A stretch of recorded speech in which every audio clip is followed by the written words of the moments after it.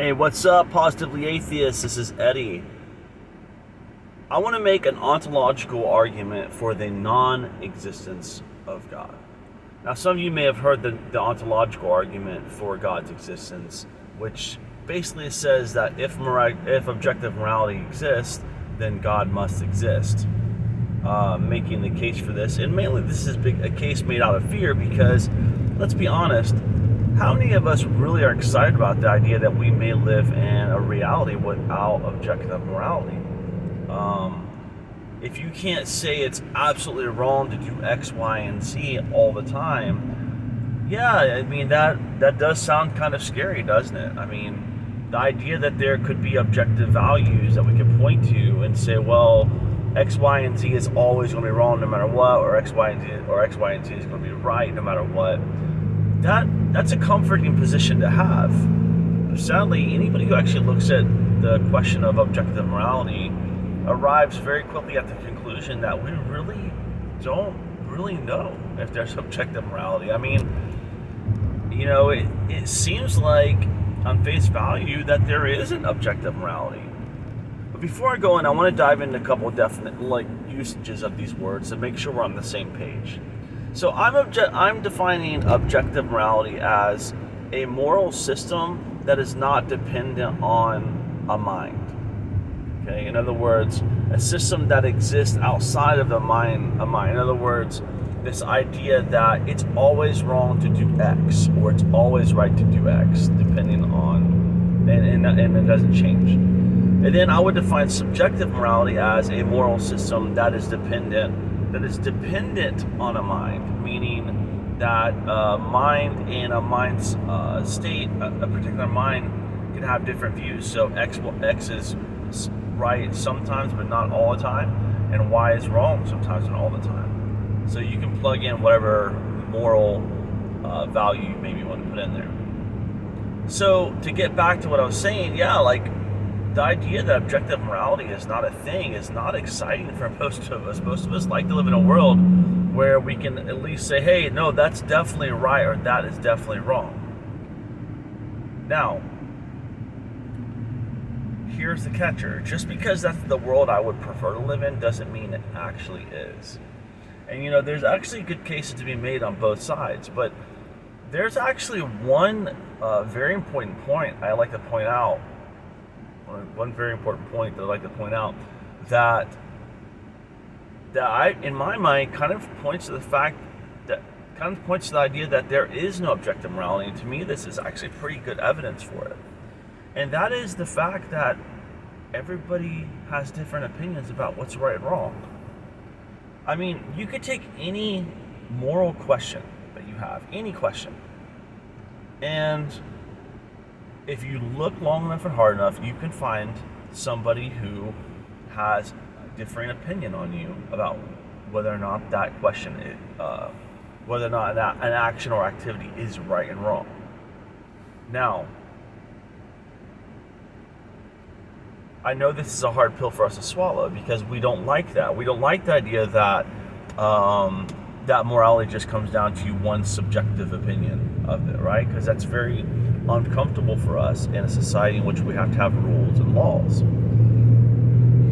But the fact is, everybody has different opinions about what is moral, what's not, what's ethical, and what's not. I mean, you can go into a church, and you can go to one church pew, and you can give an interview with a series of questions to every person on that same church pew, and you will probably get all kinds of different responses and answers from people who are sitting just next to them.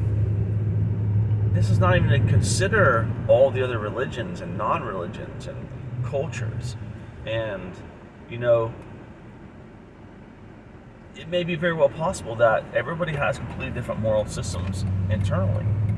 And to me, that is evidence, in fact, that morality is subjective by definition. I mean, and then furthermore, how do you have morality if it's not subjective? I mean, you have to have an actual mind to experience morality. I mean, lifeless objects don't experience morality, right? A rock doesn't experience morality any more than an atom can experience morality. You kind of have to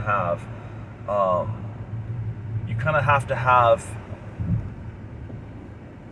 a mind in order to experience reality in general. But let's go back to what I was saying earlier. Let's imagine, for instance, as theists do, that objective morality does exist, that there is a definite right and there's a definite wrong, right? So let's imagine that is the case. Let's imagine, as theists want to, that there are some things that are just always going to be wrong. It's always going to be wrong to do X, always going to be right to do Y. Well, I want to make an argument that this is actually evidence that there is no God, if that's true. Here, let me explain. Remember how earlier I defined subjective morality as a moral system that is dependent on a mind, right? And objective morality is a moral system that is independent of a mind, that exists outside of a mind or an opinion of a mind, right? Or a thought of a mind. Well, by definition, if there's a God, and we define God as the originator of all things, the source for all things, the as what Christians would define in the cosmological argument as the uncaused cause. If we define God as such, that he is the creator of all things, then by definition he is the creator of moral values, right? And if he is the originator of moral values, in other words, moral values didn't supersede him. Like, by definition, if you're a God, the classical definition of God is the originator of all things, the creator of all things, the creator of all rules and logic. Well, then God technically created the moral system that is quote unquote objective. But here's the thing, that means it's not really objective, is it? Because if there's a God, then the moral systems are dependent on his mind and his thoughts and his perspectives, or its perspectives, and thereby it's no longer objective by any definition. In fact, by definition, that moral system would be subjective.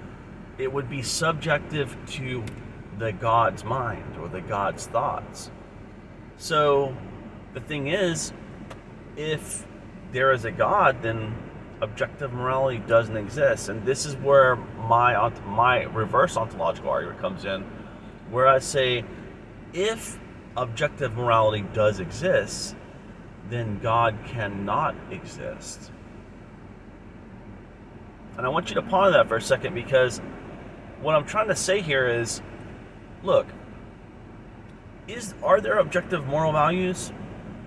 I mean, it doesn't seem like that's the case. I gave you a reason why it might not be the case, but truth be told, who knows? Maybe there's some type of natural mechanism in the universe that somehow creates moral values, like an actual physical natural system in the universe. Maybe we just haven't discovered it. Maybe we don't understand.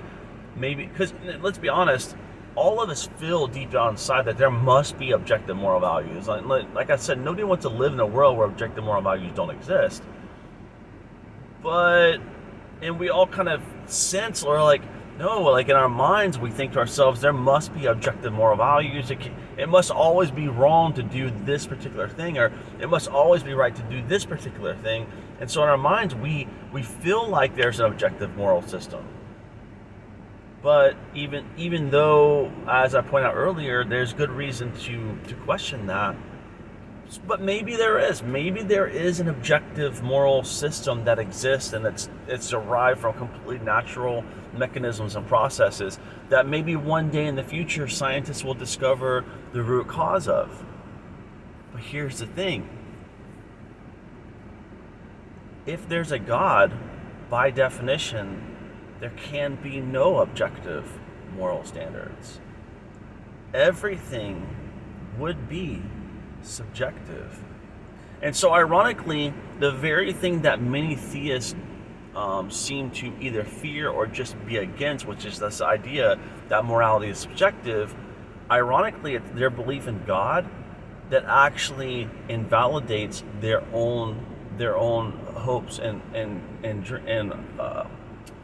and position that there is objective morality. See, Christians will argue with you all the time. Oh, there must be an objective morality there. There must be. You atheists don't have any foundation for truth because all of your morality is based, when it comes to moral arguments, because all your morality is just simply subjective. It's subjective to your opinion. But wait a minute. You believe in a God. You believe God created this moral system. Thereby, isn't the moral system subjective to his opinions? And if that's the case, why are his opinions any more valid than my opinions?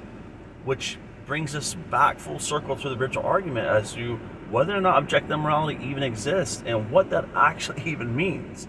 I mean, because if there were a God and he has an opinion that it's always wrong to do X, but I disagree, we're stuck back in the position of, well, how do we determine who's right? And is there even a way to do that?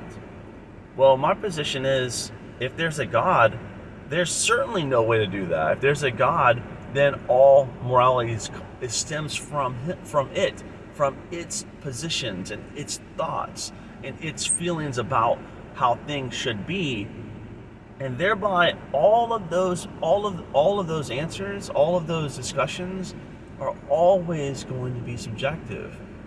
But like I said, it may all be subjective anyways. But that's not really a problem for atheists. But that is a problem for Christians who want an objective moral system that they can point to elevate their own positions. I hope you enjoyed this video. Please like and subscribe. Comment below. I'd love to hear your thoughts and feedback on this topic. Thank you so much.